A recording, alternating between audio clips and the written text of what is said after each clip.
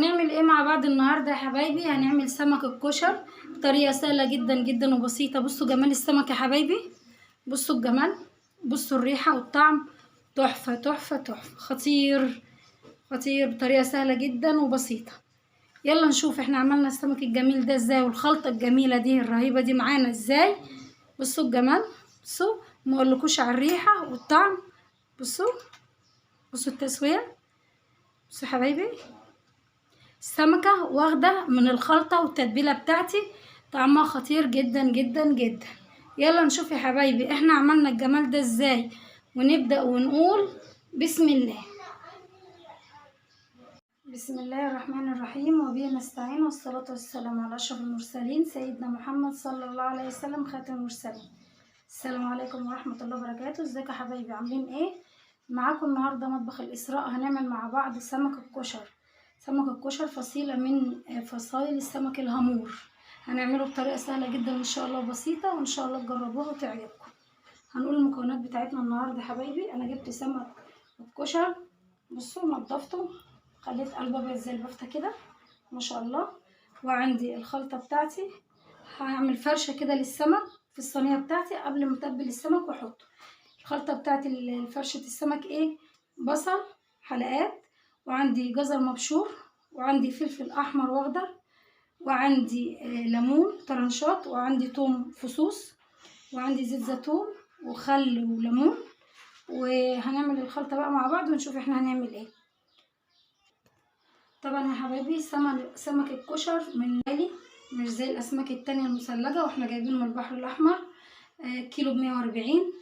تمام كده. بجيبه بغسله كويس، بنضف قلبه كويس، وبعد كده بغسله بمحلول ملح وطحينة وكمون كده عشان يحوش الزفارة. هنعمل بقى الخلطة بتاعت الفرشة بتاعت السمك مع بعض. انا عندي جزر مبشور، تمام كده، هنزل بالجزر المبشور كده، وعندي بصل حلقات، تمام كده، وعندي فلفل احمر واخضر كده.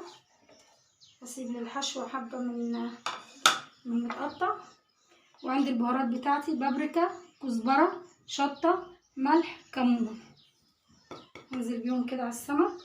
وعندي زيت زيتون، اخد نصه وخلي نصه للخلطة بتاعت الحشو، واخد خل على ليمون نصه برضو على الخلطة، واقلب كل المكونات دي كده. بصوا اهو، بس حبايبي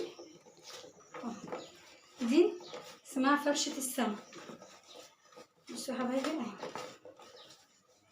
طبعا انت بتحطي في صينيه، وبتحطي في اي حاجه انت عايزه تحطيها، تمام كده. بصوا لو انت حابه تحطي بطاطس مفيش اي مشاكل، بس انا مش حابه احط بطاطس في السمك الكشر.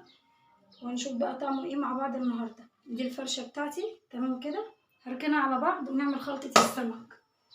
عندي فلفل، تمام كده، وعندي طماطم، ممكن اخد نص الطماطم للخلطه للفرشه برضو. عندي خل وليمون، عندي زيت زيتون كده، وعندي شبت، تمام كده. نسيت اقول لكم ان انا هحط الليمون الحلقات دون والثوم برضو في الخلطه بتاعت الفرشه بتاعت السمكه، تمام كده. معلش بقى تعبانه شويه، اعذروني، صوته رايح زي ما انتم شايفين. هقلب الخلطه كده عشان الحاجات دي، واجيب السمكيه بتاعتي، واجيب الصينيه اللي انا عامله فيها الفرشه، تمام كده. بصوا هقلبها كويس. هحط ايه بقى في قلب الخلطه دي؟ انا هحط ملح وكمون بس، الخلطه اللي هحشي بيها السمك ملح وكمون بس. حطيت كده الكمون والملح يا حبايبي، هقلبها كويس كده. طبعا السمك اهم حاجه الكمون والكزبره، تمام كده يا حبايبي. همسك السمكيه، انا فاتحاها للاخر كده، بصوا همسك السمكيه احشيها كده كده. استنوا عاوزه اوريها لكم كده معاكم، بصوا كده، واروح جايه حطاها على الفرشه اللي انا عاملاها. بصوا يا حبايبي كده، بصوا قلب السمكيه، بصوا طبعا غسلها كويس. باخد من الخلطه بتاعت الحشو كده، بصوا يا رب طريقتي تعجبكم وجربوها. متنسونوش في اللايك والشير، الكلمة الحلوة اللي انا بستناها منكم يا احلى اخوات واحلى متابعين. بصوا قلب السمكية ما شاء الله. بصوا اشيلها كده، فلفل، شبت، طماطم. بصوا حطها كده.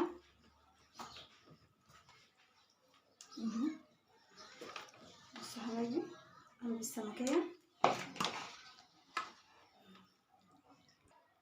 اخلص السمك بتاعي واوريهولكم بعد ما اخلصه كده في الصينيه. بصوا يا حبايبي انا خلصت السمك بتاعي اهو. بصوا حطيته على الفرشه بتاعته اللي هي عباره عن فلفل احمر وفلفل اخضر وبصل حلقات وطماطم وجزر مبشور وليمون طرنشات وتوم فصوص. تمام كده. عندي بقى مكان الخلطه اللي انا حشيت بيها السمك، حطيت حبه كمون وحبه ملح وزيت زيتون. هنزل بيها كده عشان تسوي لي السمك في الجنب كده، يعني كوبايتين كده، قيمة كوبايتين او حسب كمية السمك اللي انت عاملاها. ممكن تحطي كوباية. تمام كده عشان ما تحرقش مني. بصوا هسيبه بقى في الخلطة دي قيمة ساعة كده، وبعد الساعة ادخله فرن البوتاجاز، وبعد ما يطلع هنشوفه مع بعض هيبقى شكله ازاي ولونه ازاي. احلى سمك كشر هتجربيه وهتعمليه ومش هتبطلي تعملي الخلطة بتاعتي ان شاء الله تعجبك وتجربيها.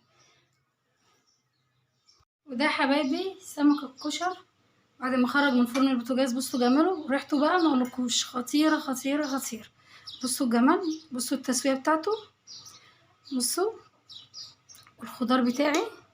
طبعا انا سايبه فيه صوص، يعني مكتره الميه في الخلطه شويه علشان خاطر احنا بنحبها، طعمها جميل جدا جدا جدا. بنحط منها على السمك والرز تبقى تحفه تحفه تحفه. طريقه سهله جدا وبسيطه، ان شاء الله تجربوها وتعجبكم. متنسونيش في اللايك والشير والكلمه الحلوه اللي بستناها منكم يا احلى اخوات واحلى متابعين. بصوا يا حبايبي، بصوا جمال السمك، بصوا الصينيه بتاعتي، بصوا تحفه، ريحتها وطعمها خطير خطير خطير. ان شاء الله تجربوا طريقتي وتعجبكم. السلام عليكم ورحمه الله وبركاته.